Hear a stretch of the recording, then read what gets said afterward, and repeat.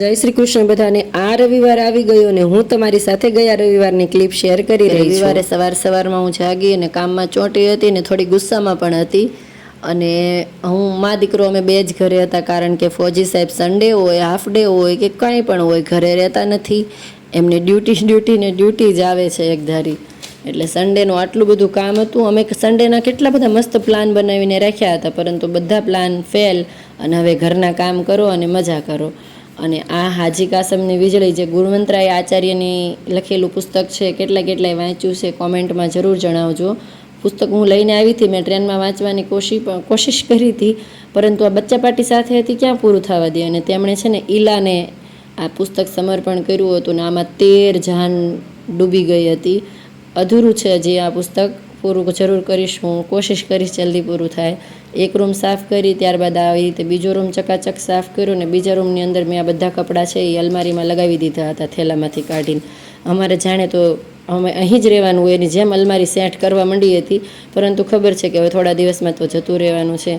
અને અલમારીમાંથી મને આ પોસ્ટર મળ્યું હતું, બીજા કોઈક ગેસ્ટ આવ્યા હશે ત્યારનું હશે, એટલે મેં વિચારી લીધું હતું કે આ પોસ્ટરને સાચવી રાખવાનું છે ને ધર્મને આપવાનું છે કે જાઓ ફોજી સાહેબને પોસ્ટર આપીને કહો કે અમ્મા માટે આવું બનાવે।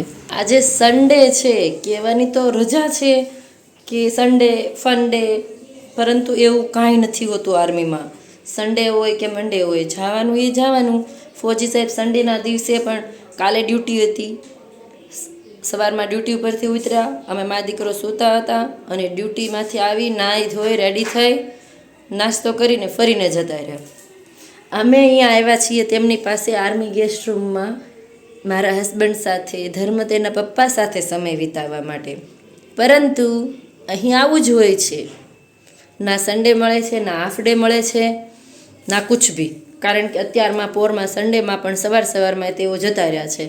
અને અમે નક્કી કર્યું હતું કે સન્ડેના દિવસે મસ્ત ઝાંસી કિલ્લો જાશું, ઝાંસી કિલ્લા ઘૂમશું, પરંતુ નહીં, કારણ કે અત્યારે પણ ગયા છે અને શામ એટલે કે સાંજના ટાઈમે પણ એમને જવાનું છે। આ આર્મી લાઈફ છે, આ ફોજી લાઈફ છે, બધું આસાન નથી હોતું કે રવિવારની રજા કરો મજા, એવું અહીં નથી આવતું। પણ અમારે તો સન્ડે જોતો તો ને, અમારો શું વાંક।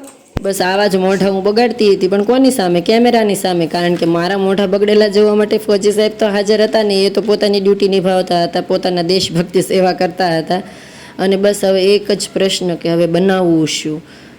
રસોડામાં આવી અને દરેક સ્ત્રીને આ જ પ્રશ્ન ઊભો રહે છે કે ટકે હવે જમવાનું બનાવવું શું? અમને જો કોઈક જણાવી દે કે ભાઈ આ બનાવો તો તે ફટાફટ બની જાય છે, પણ પોતે વિચારીને બનાવવાનું હોય ત્યારે બહુ મુશ્કેલી આવે છે। અને જ્યારે પણ હસબન્ડને પૂછીએ કે શું જમશો, શું બનાવવું, ત્યારે એ એમ કહી દે કે તમે જે બનાવવું એ બનાવો, હું જમી લઈશ। આ બહુ મોટી દુવિધા થાય છે। એના બદલે કોઈ કહી દે કે અમે આ જમશું, તો આપણા મગજમાં પ્લાન ફિટ થઈ જાય કે આ જ બનાવવાનું છે એમ।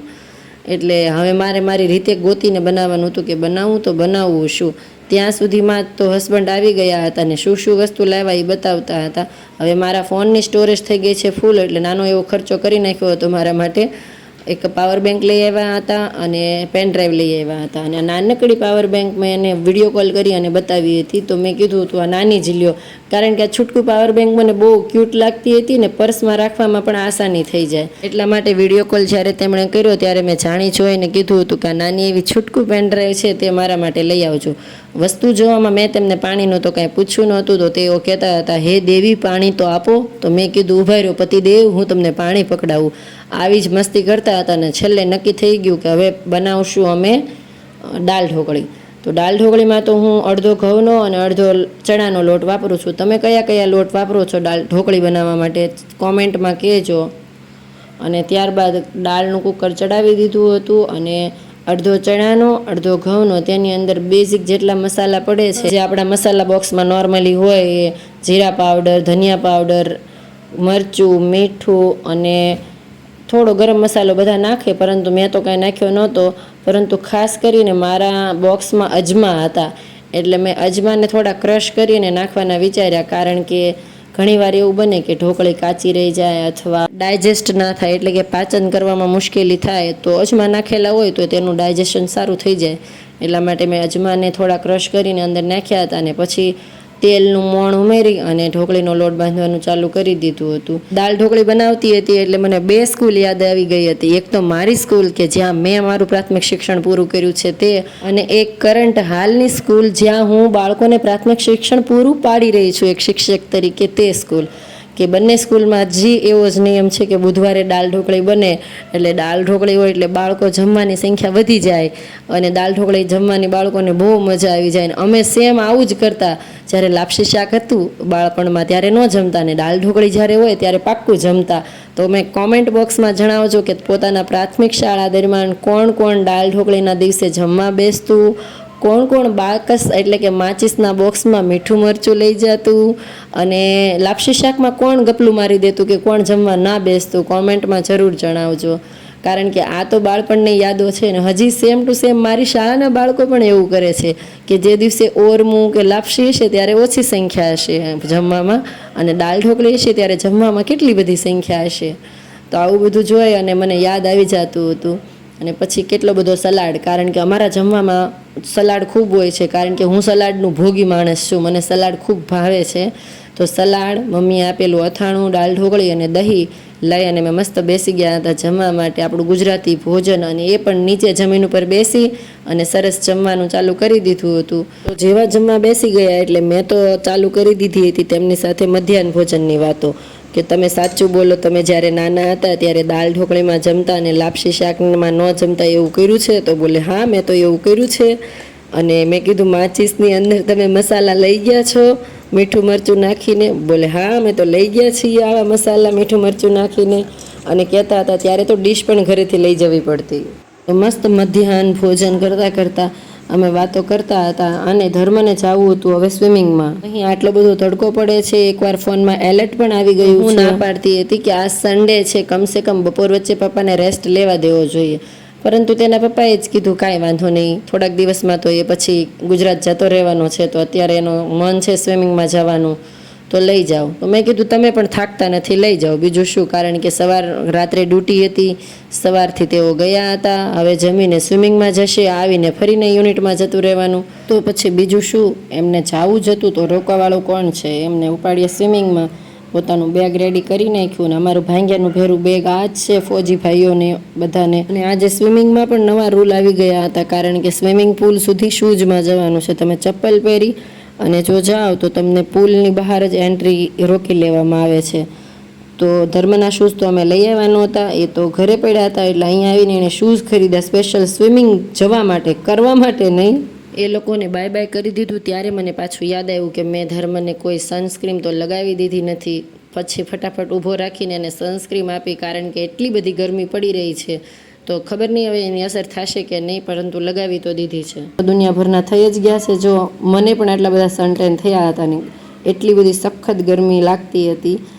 અને એ લોકો જેવા સ્વિમિંગમાંથી આવ્યા એટલે હું એને પૂછતી હતી કે સ્વિમિંગ કેવું રહ્યું, શું કર્યું સ્વિમિંગમાં, પરંતુ એ બધા આન્સર મળવાને બદલે એક આન્સર મળ્યો કે હવે આઈસ્ક્રીમ ખાવો છે. એટલે ફટાફટ મેં આઈસ્ક્રીમ કાઢી લીધો. અને મને વેનીલા આઈસ્ક્રીમ ભાવે છે એટલે અમારું આખું ઘર વેનીલા ખાય છે, કારણ કે મને બીજો કોઈ ભાવતો નથી. એટલે બીજા બધા પણ કોઈ બીજો નથી ખાતો, બધા વેનીલા આઈસ્ક્રીમવાળા થઈ ગયા છે. અને બસ અમે બધા વેનીલા આઈસ્ક્રીમ એન્જોય કર્યો. પરંતુ મેં 3માં કાઢ્યો હતો, પરંતુ ફોજી સાહેબને ખાવાનો ક્યાં ટાઈમ હતો. ઊભા ઊભા 2 ચમચી ખાય ને એ તો પોતાની યુનિટમાં જતા રહ્યા હતા, કારણ કે એમને કાંઈ છૂટી હતી નહીં. એટલે મા દીકરાએ અમે આરામથી આઈસ્ક્રીમ એન્જોય કર્યો હતો. અને સાંજે અમે ગયા હતા કોમ્પ્લેક્સમાં, અને કોમ્પ્લેક્સમાં મેં આ શાકભાજી જોઈ હતી. કોમેન્ટમાં જણાવજો કે આ શાકભાજીને ગુજરાતીમાં શું કહેવાય. બધા ગરમીની ફરિયાદ કરે છે કે બહુ ગરમી પડે છે, ગરમી પડે છે. અહીં ગરમી તો પડે જ છે, મારી હાલત જુઓ, એકદમ પરસેવાથી તરબતર છે. પરંતુ જેવી ગરમી પડે એટલે તરત માહોલ કેવો થઈ જાય છે હું બતાવું તમને.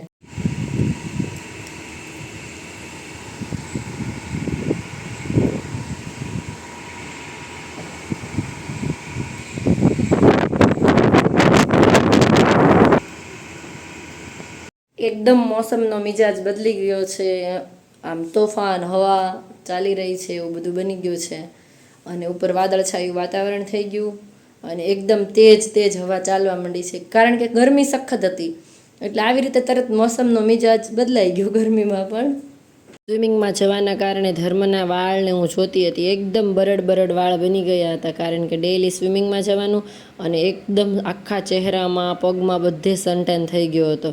હું જોતી હતી કે ભાઈ ઉપર પ્રકાશ, સૂર્યપ્રકાશ ને નીચે પાણી, તમે જાંબુડિયા કલરના થઈ જ જવામાં.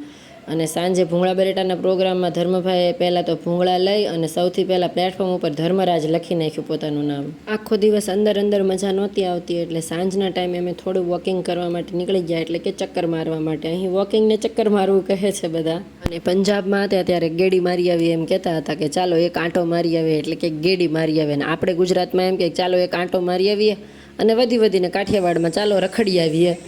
અને પછી આવા આંબા આવી ગયા હતા, મસ્ત મસ્ત ખાખડી પડી હતી, અને આ ખાખડીને હુડાએ ટોશેલી હતી. હજી સુધી મને નથી સમજાતું કે હુડો એટલે કયું પક્ષી. ક્યારેક કોક પોટપટ કે, ક્યારેક કોક કોયલ કે. તો કોમેન્ટમાં જણાવજો તમને ખ્યાલ હોય તો, કે હુડોની ટોશેલી ખાખડી તો કયું પક્ષી.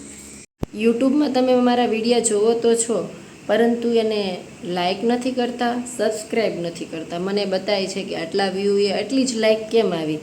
તો પ્લીઝ, જો તમને ગમતો હોય તો મારી મહેનત માટે એક લાઈક કરી શકો છો અને મને સબસ્ક્રાઈબ કરી શકો છો. થેન્ક યુ અને જય દ્વારકાધીશ.